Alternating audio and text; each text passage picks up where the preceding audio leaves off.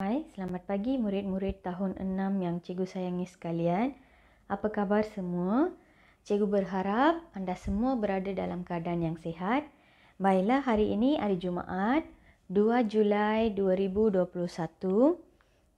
Anda kini bersama dengan Cikgu K. Kavita dan tajuk yang akan cikgu ajar pada hari ini ialah Bangunan Parlimen. Baiklah murid-murid, sebelum kita mempelajari tentang tajuk yang baharu iaitu bangunan parlimen, jom kita sama-sama imbas kembali tajuk yang telah dipelajari pada hari semalam iaitu pada hari Khamis. Ingat lagi ke tajuk yang cikgu ajar semalam? Kalau ingat, bagus. Semalam anda telah mendengar audio untuk melengkapkan teks tentang satu folio.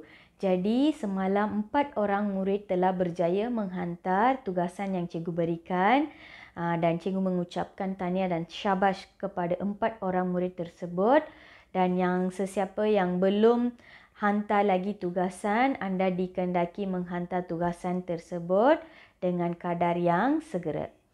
Baiklah murid-murid, hari ini cikgu akan mengajar tentang bangunan parlimen. Murid-murid akan membaca satu teks tentang bangunan parlimen dan seterusnya anda akan menjawab soalan iaitu dalam bentuk jadual. Anda dikehendaki menulis ataupun mencatat maklumat penting dalam bentuk jadual. Jadi anda perlu teliti tentang maklumat yang terdapat dalam teks bangunan parlimen. Baiklah, jom baca bersama-sama.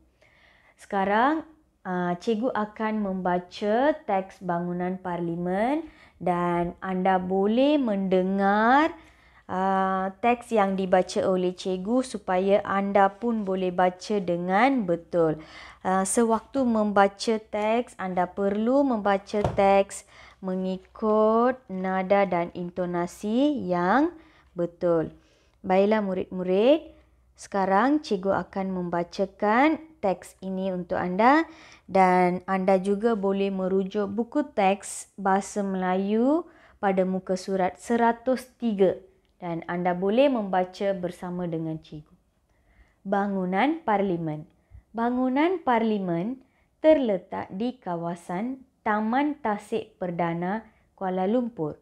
Bangunan ini dirasmikan pembukaannya pada 2 November 1963 oleh Yang di-Pertuan Agong Ketiga, Tuanku Syed Putra Al-Haj Ibni Almarhum Syed Hassan Jamalul Lail. Bangunan yang menjadi simbol demokrasi negara kita melibatkan kos pembinaan sebanyak 18 juta.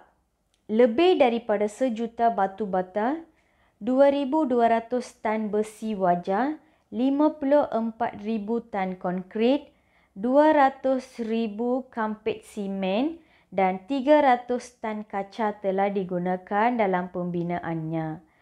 Keseluruhan bangunan ini menggunakan kaca yang dapat menyerap haba dan cahaya. Terawang berukir yang diperbuat daripada konkrit dibina untuk menghalang sinaran cahaya matahari. Pada tahun 2007, bangunan Parlimen Malaysia telah diwartakan sebagai bangunan warisan kebangsaan menurut Akta Warisan Kebangsaan 2005.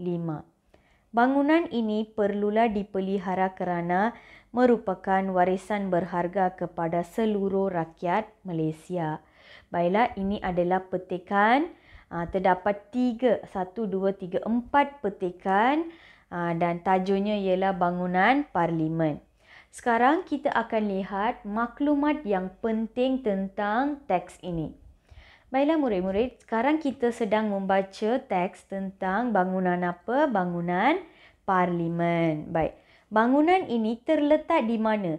Bangunan ini terletak di Taman Tasik Perdana Kuala Lumpur. Jadi anda perlu ingat, nama bangunan ini ialah Bangunan Parlimen dan tempat terletaknya ialah Taman Tasik Perdana Kuala Lumpur. Baik, bangunan ini dirasmikan pembukaannya. Maksudnya bangunan ini dibuka pada 2 November 1963 oleh siapa? Oleh Yang di-Pertuan Agong ketiga. Jadi anda boleh lihat nama Yang di-Pertuan Agong terdapat di dalam petikan pertama. Baiklah murid-murid, bangunan ini dikatakan sebagai menjadi simbol demokrasi negara. Jadi anda perlu tahu, bangunan ini menjadi simbol apa? Simbol demokrasi. Dan bangunan ini melibatkan kos pembinaan sebanyak 18 juta ringgit. Jadi jumlah kos yang diperlukan ataupun digunakan untuk membina bangunan parlimen ini ialah sebanyak 18 juta ringgit Malaysia. Baik, anda juga boleh melihat pelbagai bahan yang digunakan sewaktu membina bangunan ini. Terdapat dalam petikan kedua. Sekarang kita beralih kepada petikan ketiga. Baik, bangunan ini juga menggunakan kaca yang dapat menyerap haba dan cahaya. Jadi anda perlu tahu bangunan ini menggunakan kaca. Kaca ni bertujuan untuk apa? Menyerap haba dan cahaya.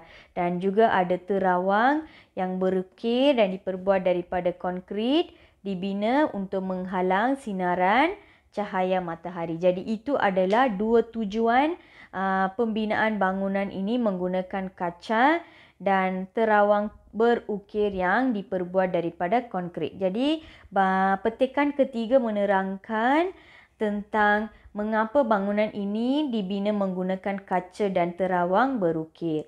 Baiklah, apa yang berlaku pada tahun 2007? Pada tahun 2007, bangunan ini diwartakan sebagai bangunan warisan.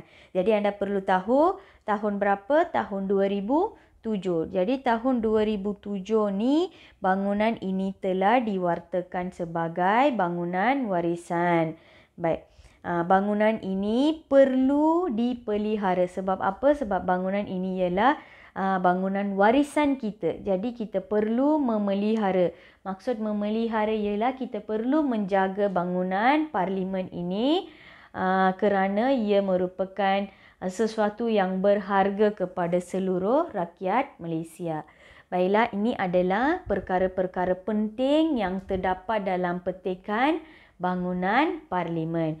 Jadi, sekarang murid perlu membaca teks ini sekali lagi di rumah dan juga anda perlu tahu maklumat yang penting iaitu maklumat yang telah pun cikgu gariskan menggunakan warna kuning.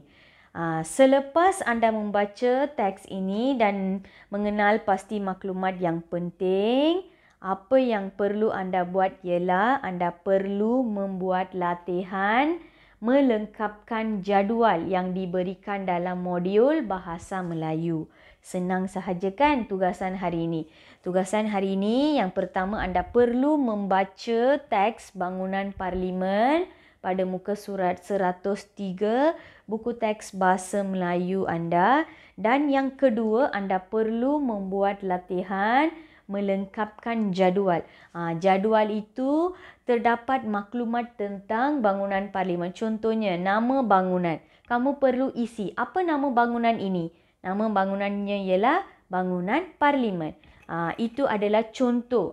Contoh soalan yang terdapat dalam jadual. Jadi anda perlu baca teks terlebih dahulu untuk menjawab latihan yang diberikan dalam modul Bahasa Melayu. Baiklah murid-murid, itu sahaja kelas kita pada hari ini. Cikgu berharap anda semua membaca teks dan membuat latihan yang diberikan dengan jayanya. Seperti biasa, jika anda kurang faham atau kurang jelas tentang tugasan hari ini, anda boleh bertanya kepada Cikgu Kawita. Cikgu Kawita sentiasa bersedia untuk membantu anda semua. Baiklah, itu sahaja untuk kelas kita pada hari ini. Sekian, terima kasih. Jumpa lagi pada hari Isnin minggu hadapan.